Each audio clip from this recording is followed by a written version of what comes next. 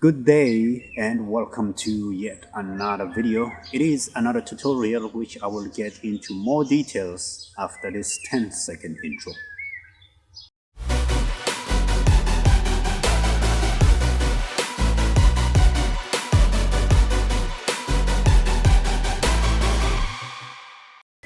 So let us get into the unpacking of what this tutorial will be all about. I am going to be showcasing you how to work efficiently between two editing programs, starting with how to create proxy files within Premiere Pro, regardless of what kind of a clip you are working with. But the reason you want to create proxy files is because we are working with high resolution videos nowadays. We're talking about full HD, 4K and 8K, which can consume a lot of resources on your system. So proxy files are just lower resolution of the original file. So that is what we're going to be focusing on, creating proxy files within Premiere Pro as well as creating proxy files inside After Effects.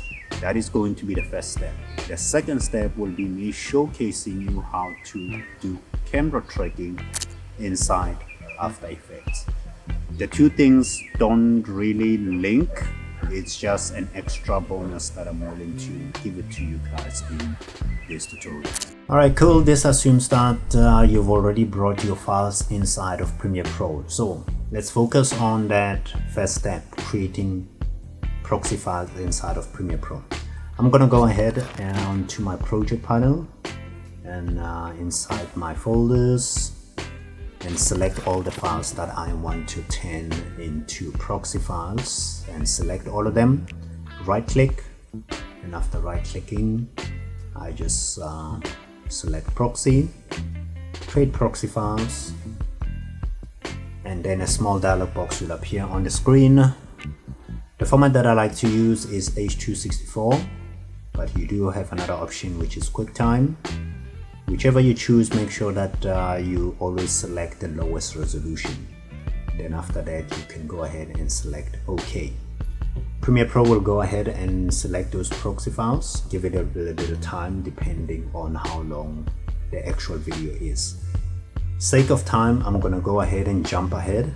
Now that we're done creating a proxy file inside of Premiere Pro, the following step will lead us into After Effects. But the first thing that we need to do is drag the file that you've already created a proxy file of within Premiere Pro, drag it onto your timeline.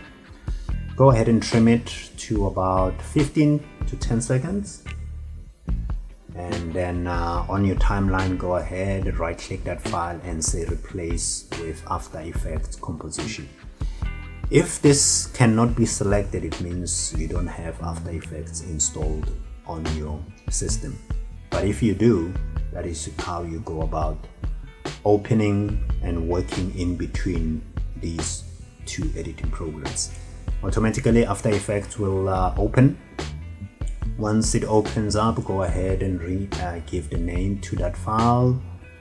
In my case, I'm just gonna go ahead and replace the project file that I've already created, and then I'm just gonna go ahead and organize the files by creating a folder inside of After Effects here. Right, before we continue further, we need to go ahead and close Premiere Pro because we don't need it anymore. So we're gonna go back to Premiere Pro. As you can see on the timeline of Premiere Pro, this file has changed. It's because of that dynamic link between After Effects and Premiere Pro. So whatever I'm going to be doing inside of After Effects, it's going to cause changes inside of Premiere Pro. But because we want to work efficiently, this doesn't matter. I'm just going to go ahead and press Ctrl Z to undo the changes, and then Ctrl S to save. And I'm just going to go ahead and close Premiere Pro completely. Once that is done, let's continue working inside of After Effects. And then I'm gonna go ahead inside the folder that I've created, expand it here, and right click onto the video file and create proxy. Now there's two options here, the still and movie. still refers to like an image. We don't want that. We're going to select movie. After selecting movie, obviously there's going to be a dialog box that appears, which is similar to inside of Premiere Pro. I'm just going to go ahead and change the default here from AVI to H264, which is an MP4. Then I'm going to go ahead and hit OK right here at the bottom.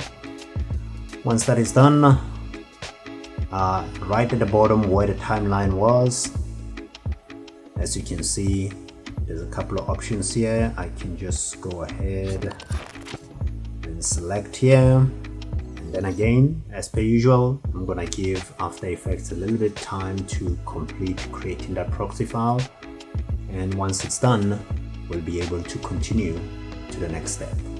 You can go to Window and just click Window. A long dialog box will appear. Make sure Tracker is ticked right here. Once that is ticked, it will be somewhere on your panels. In my case, it's here on the right hand side, right here at the bottom. With your clip selected, click where it says Track Camera. When you hit that, automatically After Effects will analyze the entire clip, starting from the beginning of the clip until the end of the clip. That is why I said earlier on it is important to select a 10 to 15 second clip, because this can be a little bit exhausting on your system and it takes a little bit of time. Maximum, you're looking at 15 minutes. Give After Effects a little bit of time to analyze the entire clip, and then once that is complete, we will come back. Alright, cool. Once the track camera is complete, and on your screen there will either be points that you can see, like a lot of colorful dots on your screen. If you don't see that, don't panic yet. There is one thing that you can still do to make sure to see if those points do appear. On your top left hand side, look for where it says render tracking points. Render tracking points. Make sure that is ticked. Once that is ticked, go back onto your screen and just move your cursor around. You should be able to see tracking points onto there. They will appear like targets or like bullseyes. So that is where you're gonna be inserting text onto.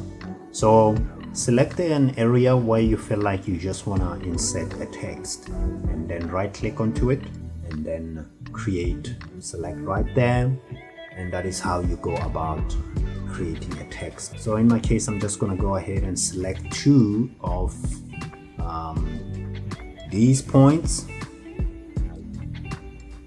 So at the same time, I'm just going to be placing text to my liking,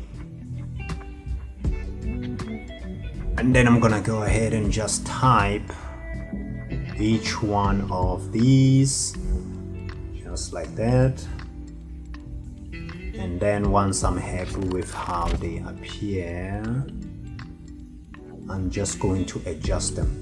At the same time, you can swivel them using these axes. We have the Z axis, the Y axis, and the X axis.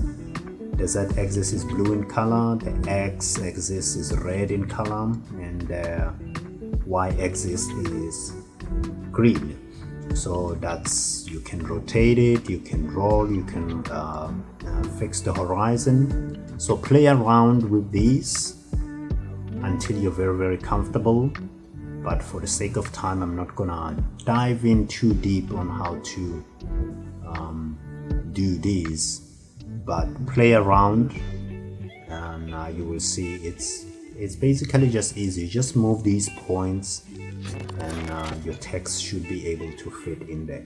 If this doesn't work, you go here down at